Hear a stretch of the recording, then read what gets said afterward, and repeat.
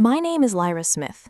After so many years of dreaming and saving, I finally opened the restaurant I'd imagined since childhood, praying that maybe this time my family would look at me with pride.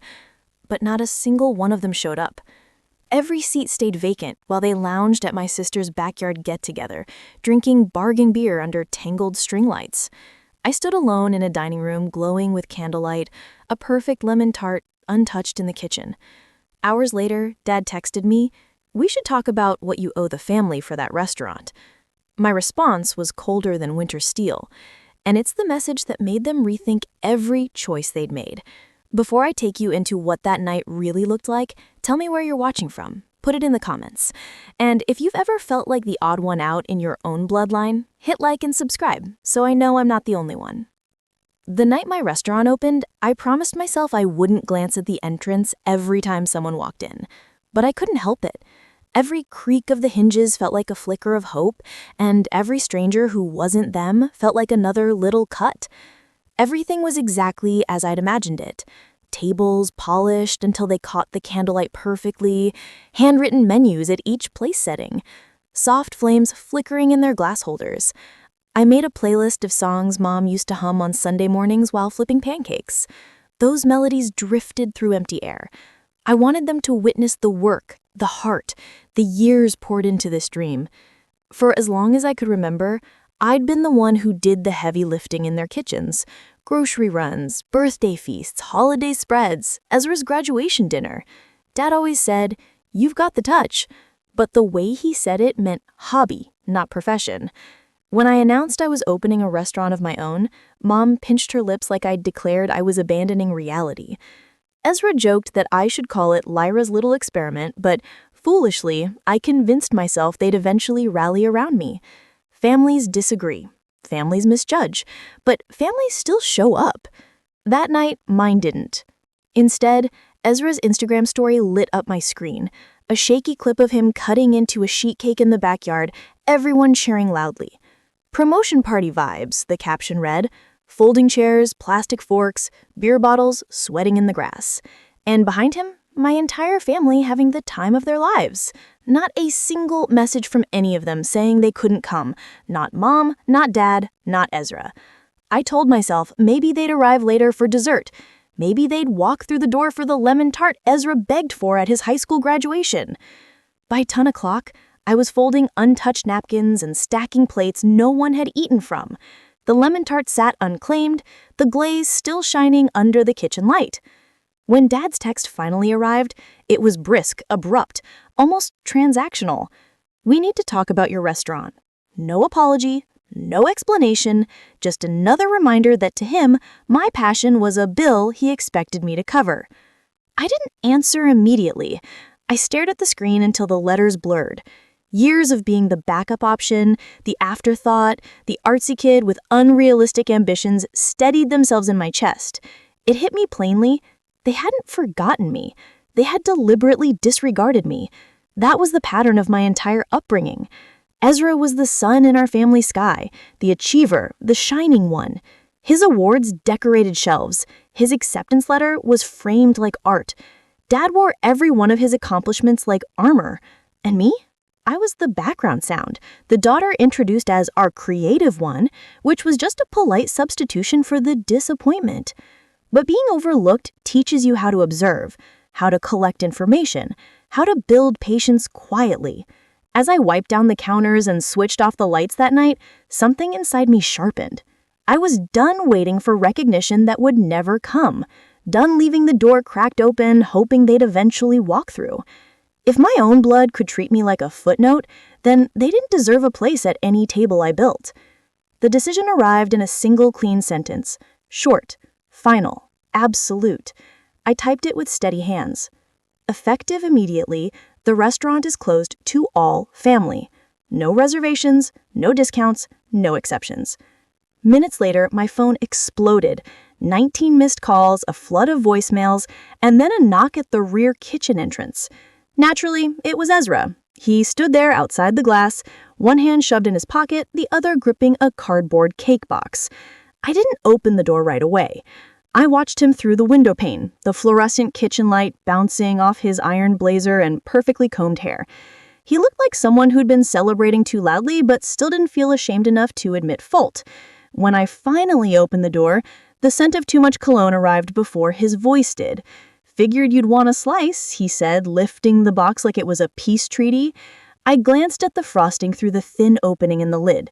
To bigger things. I didn't move an inch. My arms stayed crossed. "Bigger things, huh?" I said. "Guess my restaurant didn't qualify?" His smile wobbled. "Come on, Jules. We didn't think it was that serious. Dad said it felt more like a soft opening." Soft launch? My voice stayed soft, but there was a bladage in it. "I texted Mom 3 times. I baked your favorite lemon tart, Ezra. It sat untouched for 5 hours. Explain to me how that sounds like a soft launch." He shifted, eyes drifting anywhere but my face. "People got busy." No. I stepped close enough that the cake box dipped in his grip. People got lazy. People made choices. And all of you chose not to show up. For a moment, something genuine cracked in his expression. His jaw tightened. The grin died. "Dad wants to invest," he said abruptly. "He thinks it has potential now. He told me to talk to you." There it was. The real motive. Not guilt, not support. Business. Tell Dad the restaurant is fully funded, and the investor already purchased exclusive rights to my loyalty. His brows knit together.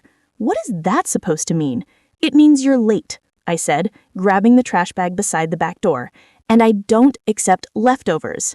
I hurled the bag into the dumpster, the slam echoing down the alley. His shoulders drooped, but his mouth kept moving. "Jules, don't blow this up. We're family." I met his eyes without blinking. "Exactly. That's why it hurts more." I closed the door. His steps faded until silence thickened around me again. The next morning, I changed the locks, not only at the restaurant, but at my apartment too. For years, my family treated my living space like it belonged to all of them. "Lyra, we need a place to stay. Can you hold some boxes? Can I borrow your car just for a couple days?" And every time, I'd said yes, because saying no felt like a betrayal. Because I thought being helpful was the only way to earn their affection. But real love doesn't bail on your biggest night. Real love doesn't excuse itself with flimsy excuses. So I taped a sign on the restaurant door. "Due to overwhelming support, we are moving to reservations only. No walk-ins accepted, even if we share DNA." By midday, a food blogger took a photo. By evening, it went everywhere. The comments flooded in. "She's iconic. Boundaries taste better than betrayal. Someone tell Ezra to grab a plate of humble pie." My phone wouldn't stop buzzing. Mom called 5 times, leaving one clipped voicemail. "Lyra, this is childish. We made a mistake, but you're escalating it." I let it sit unanswered. Instead, I welcomed the first couple who came after the post went viral, tourists from Georgia. The woman beamed as she sat down. "We canceled our other reservation just to eat here," she said.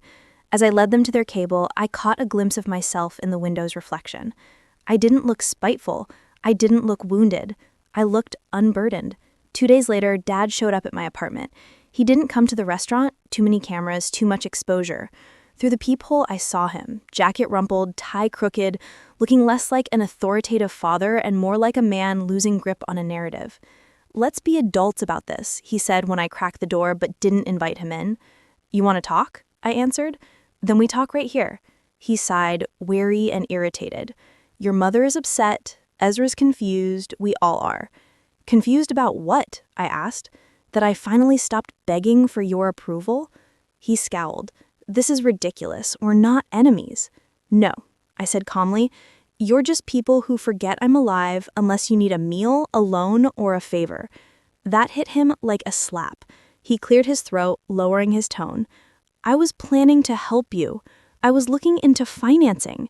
"You mean taking equity?" I said. "Control?" His face darkened. "Don't twist it." I turned, grabbed a manila envelope from the console table, and handed it to him. "Here, the deed. The restaurant belongs solely to me. The LLC, the formulas, the registrations. All in my name." His fingers skimmed the documents. "You hired an attorney." "I built a team," I said.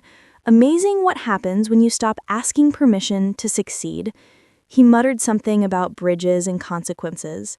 I responded evenly. Then I'll learn how to swim.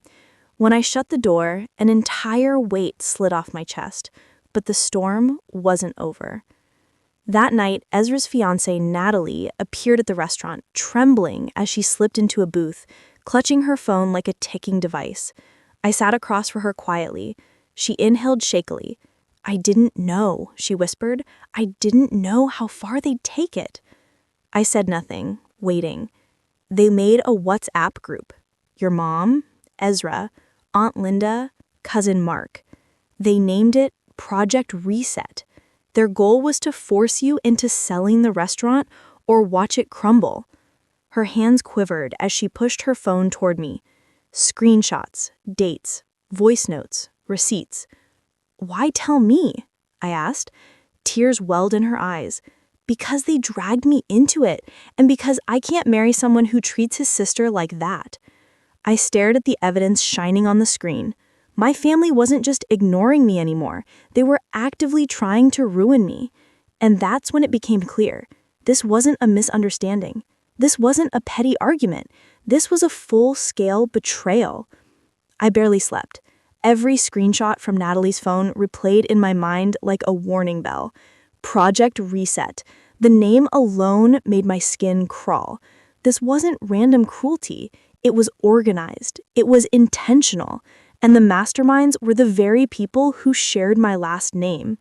The next morning, I found Grandma at the kitchen table, clipping coupons with hands that trembled more than they used to. Sunlight streamed through the blinds, casting the table in gold stripes. She didn't question the bags under my eyes or the exhaustion in my posture. She just pushed a plate of buttered toast toward me. "Eat," she murmured. I stared at her delicate fingers. She had always been the only one who saw me clearly, the one who slipped me cash when Dad barked about responsibility, the one who clapped the loudest at my talent shows, the one who believed I could build something of my own. And now the family she raised was plotting against me. "Grandma," I asked softly, "did Dad ever bother you about money?" Her eyes shifted, then settled on the mug in front of her. "He always had plans," she whispered. "Schemes. Ideas he thought were for the best. But I never imagined." Her voice broke. She didn't finish. That silence said enough. By the time I returned to the restaurant that afternoon, my calls were already in motion.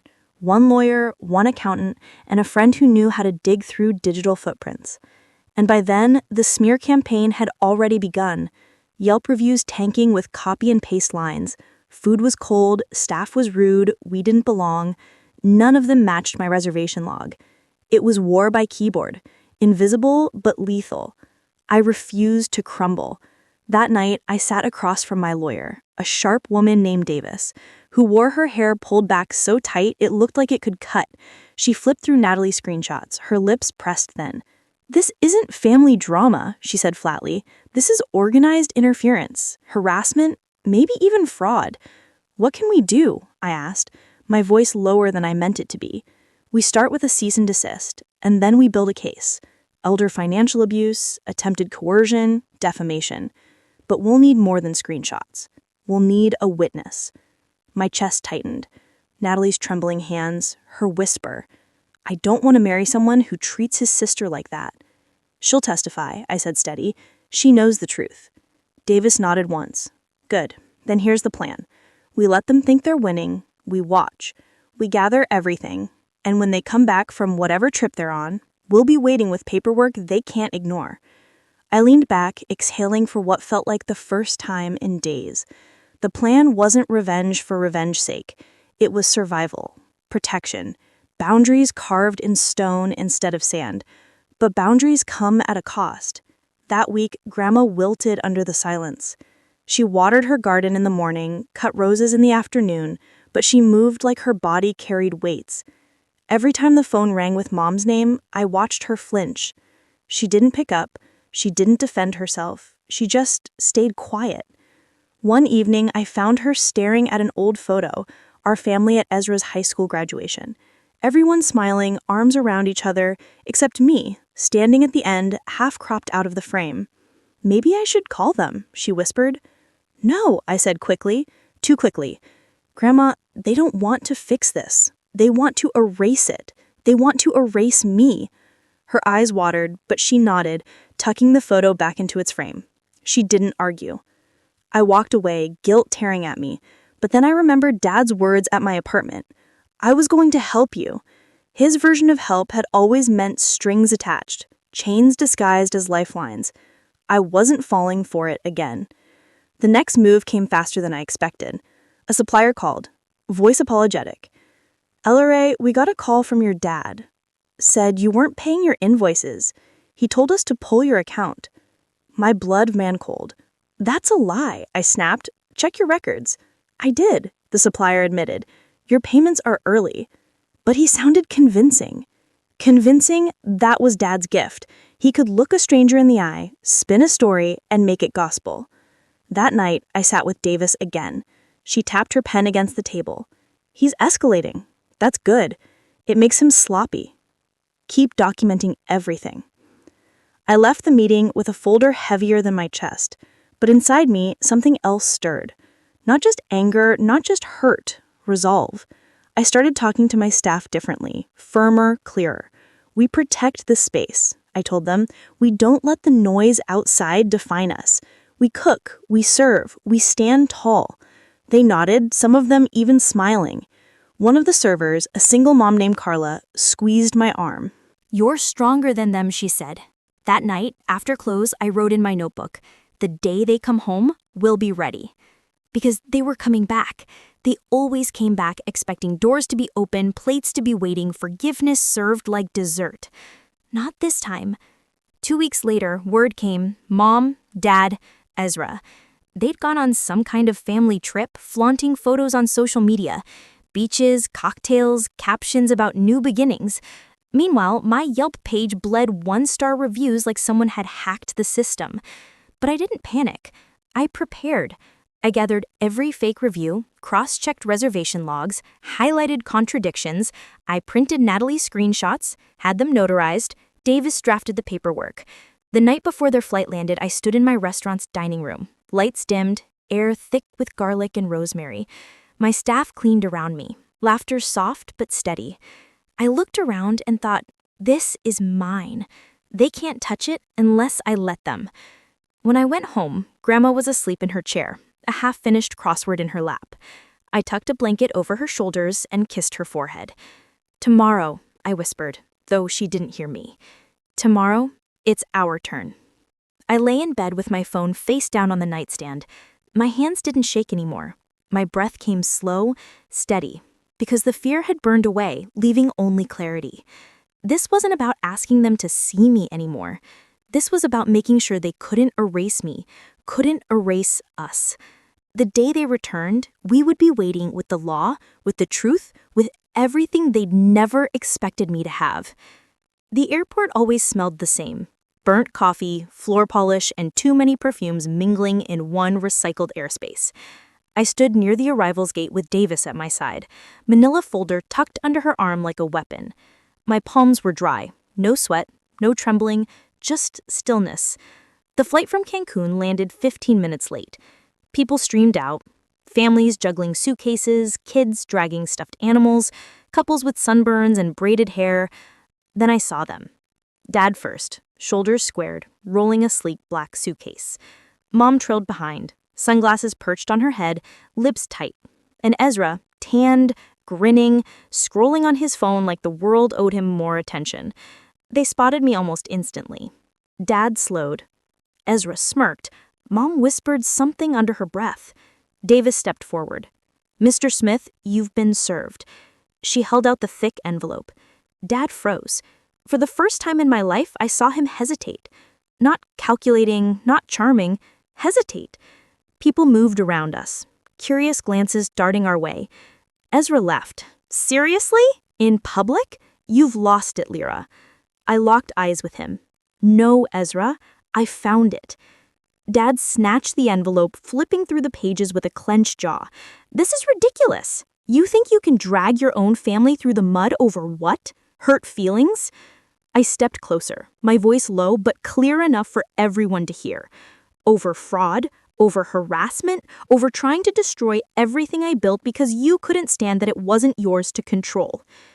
Mom finally spoke, her voice sharp as glass. "Stop making a scene. We can settle this at home." I shook my head. "No, Mom. Home is where you ignore me. Home is where Ezra gets a promotion cake while my restaurant sits empty. This," I gestured at Davis, the papers, the people watching, "this is where accountability happens." Ezra's grin faltered. "Come on, Jules. Don't act like you're some victim. You shut us out. You banned your own family from your restaurant." I met his gaze without blinking, because family doesn't get to eat at my table if they can't even show up for me once. The words hung heavy, louder than the chatter of travelers, louder than the announcement blaring overhead. Dad jabbed a finger toward me. "This will come back to bite you. You're burning bridges you'll regret." I stepped forward until his finger hovered inches from my chest. "Then I'll learn to swim." His face reddened. He opened his mouth, but Davis cut in, calm and sharp. "Mr. Smith, you've been formally notified. Any attempt to interfere with Mrs. Smith's business from this point forward will result in immediate legal escalation." He sputtered, flipping through the documents again. "You can't." But he stopped because he saw the notarized screenshots, Natalie's testimony, the cross-referenced reviews, all of it, laid out undeniable. Mom clutched his arm. "Let's go," she hissed, her eyes darting around at the small crowd gathering. Phones were out. People were recording. Ezra muttered, "Unbelievable." But I caught the flicker in his eyes. Fear. For once, the golden boy wasn't untouchable. "Lyra," Dad said finally, his voice low, teeth clenched, "you're making enemies you don't need." "No," I said, calm and steady. "I'm protecting myself from enemies I never asked for. The only difference now is that the world gets to see who you really are." Silence stretched between us. Then Dad turned, dragging Mom by the arm, suitcase wheels rattling angrily behind him. Ezra followed slower, shoulders tense. He glanced back once, lips pressed tight, but he didn't say a word. They disappeared into the crowd. I exhaled a shaky breath I didn't realize I'd been holding. Davis touched my arm. "You did it." "No," I said softly, watching the doors shut behind them. "We did it." But the confrontation didn't end at the airport. The smear campaign collapsed almost overnight. The article Davis arranged with the journalist went live the next morning. Chef exposes family plot to sabotage her career. Screenshots, timelines, testimony. Natalie's name was right there, her words damning. The internet lit up. Hashtag stand with Lyra. Old friends reached out, strangers left 5-star reviews, customers lined up at my door. The restaurant buzzed like never before. Clinking glasses, laughter spilling into the street, plates cleared to the last crumb. My staff worked with a new energy, proud, defiant. They knew the truth, and now so did everyone else. But the biggest moment came 3 nights later. We were closing up when the door opened. Natalie stepped inside, pale but resolute. She slid into a booth, her hands clasped tight. "They're furious with me," she said, "but I couldn't marry into that, not after what I saw." I sat across from her. "You did the right thing." She shook her head. "I just told the truth. You're the one who stood up to them." Her words lingered as I walked her out. For the first time, I didn't feel like the black sheep, the outsider. I felt like someone who had rewritten the story. The real turning point came in court weeks later. Dad tried to argue, tried to spin his charm, but the evidence was clear. The judge's words echoed, financial interference and attempted coercion of family assets will not be tolerated. Grandma's money was protected. My restaurant's ownership was affirmed. And the will? Oh, the will was rewritten. Dad and Ezra removed entirely. When the gavel struck, Dad's face went pale. Ezra sat stone-faced, fists clenched. Mom cried quietly, but not for me. Never for me.